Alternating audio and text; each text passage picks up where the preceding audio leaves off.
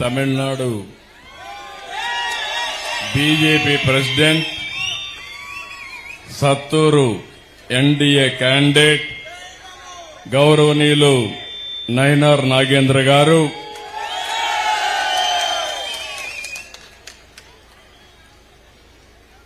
அனைவருக்கும் வணக்கம். என் அப்னான தமிழ்நாடு மக்களே, உளங்குடன் இங்கே இருப்பது ரொம்பவே சந்தோஷம்.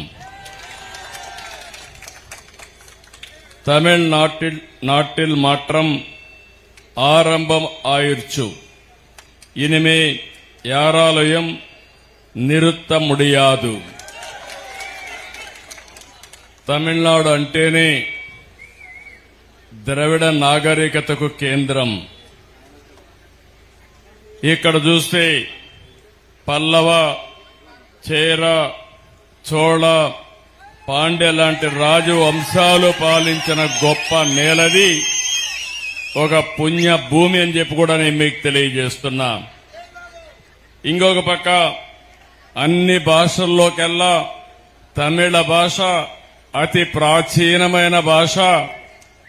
ఈ భాష మీద మీకుండే అభిమానం చూస్తే ఏ భాషకు లేనంత అభిమానం తమిళ భాషకు ఉండడం గర్వకారణం అని చెప్పి మరొక్కసారి విజ్ఞప్తి చేస్తున్నారు. అందుకని నరేంద్ర మోడీ గారు కూడా చాలా స్పష్టంగా చెప్పారు, మాతృభాష, తల్లి భాష, ఏ భాష అయితే ఆ భాషలోనే పిల్లల్ని చదివిస్తే విద్య బాగా అబ్బుతుందని చెప్పిన వ్యక్తి నరేంద్ర మోడీ గారని చెప్పి కూడా మరొకసారి విజ్ఞప్తి చేస్తున్నారు. బ్రిటిష్ పాలనలోనే తమిళనాడుకు ఒక ప్రత్యేకత ఉంది. మెడ్రాస్ ప్రెసిడెన్సీ దక్షిణ భారతదేశంలో ఉండే అన్ని రాష్ట్రాలు చెన్నైకే రావాలి. ఈరోజు చెన్నై, ఆ రోజు మెడ్రాస్. నేను కూడా అక్కడికే వచ్చేవాడిని. మీ అందరి ప్రియతమ నాయకుడు ఎన్టీ రామారావు గారు చెన్నైలోనే ఉండి ఒక మహానాయకుడిగా ఎదిగాడు. అక్కడి నుంచి ఆంధ్రప్రదేశ్ రాజకీయాల్లోకి వచ్చి ఒక మహానటుడే కాకుండా మహానాయకుడయ్యాడు. ఆయన ఒకటే ఆలోచించారు, నేను చెన్నైలో ఉన్నాను, ఇన్ని సంవత్సరాలున్నాను, అక్కడ నీళ్లు లేవు, అలాంటి చెన్నై నగరానికి నీళ్లు ఇవ్వాలని ఆలోచించిన వ్యక్తి నందమూరి తారక రామారావు గారైతే దానికి సహకరించిన వ్యక్తి ఆనాటి ఎంజీఆర్ అని చెప్పి కూడా నేను మీకు తెలియజేస్తున్నా. ఇద్దరు కలిసి ఆ రోజు మీరు చూస్తే చెన్నైకి తెలుగు గంగ ద్వారా నీళ్లు తీసుకొచ్చారు. ఇంకో పక్క తమిళ ప్రజలంటే క్రమశిక్షణ, పట్టుదల, కష్టపడే మనస్తత్వం, తెలివితేటలు, ఇదే తమిళ సోదరుల యొక్క సక్సెస్ సీక్రెట్. ఏ రంగం చూసినా, ఏ దేశంలో చూసినా ఒకప్పుడు తమిళులే ఉండేవాళ్లు. ఆ రోజు దక్షిణ భారతదేశంలో ఉండే ద్రవిడులంటే గౌరవం ఉండేదని చెప్పి కూడా నేను మీకు తెలియజేస్తున్నా. ఎన్నో పరిశ్రమలకు నాంది. ఇక్కడే మంత్రిగా పనిచేశాడు నాగేంద్ర గారు, జయలలిత గారి కేబినెట్ లో అనేక పరిశ్రమలు తీసుకొచ్చాడు. నేను అదే గుర్తు చేశాను.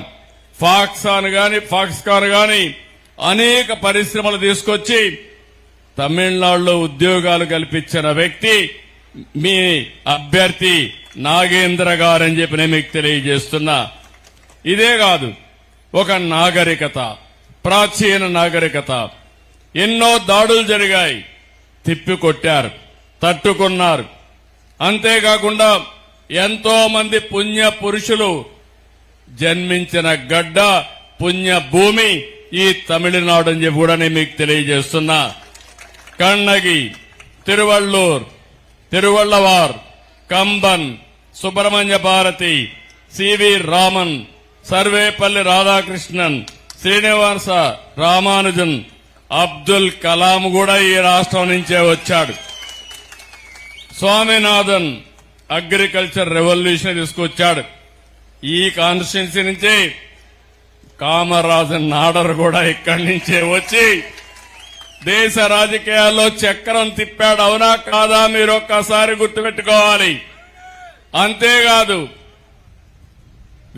కట్టబొమ్మ వీర పాండ్యన్ కూడా ఇక్కడ వచ్చి బ్రిటిష్ వాళ్ళ పీరియడ్ లో నువ్వెవడరా రావడానికి, నువ్వెవడరా ట్యాక్స్ అడగడానికి అని చెప్పి తిరుగుబాటు చేసిన స్వాతంత్ర పోరాట యోధుడు వీర పాండ్యన్.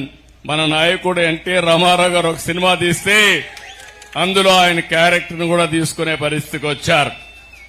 ఇంకో పక్క ఎన్నో ప్రాచీన ఆలయాలు, సాంస్కృతిక ప్రదేశాలు, మంచి టూరిజం సెంటర్స్ కూడా ఉన్నాయి. తంజావూర్, తిరుచిరాపల్లి, చిదంబరం, మదురై, కంచి, రామేశ్వరం, ఇంకో పక్క తిరువన్నామలై, ఇలాంటి పవిత్రమైన పుణ్యక్షేత్రాలున్నాయి.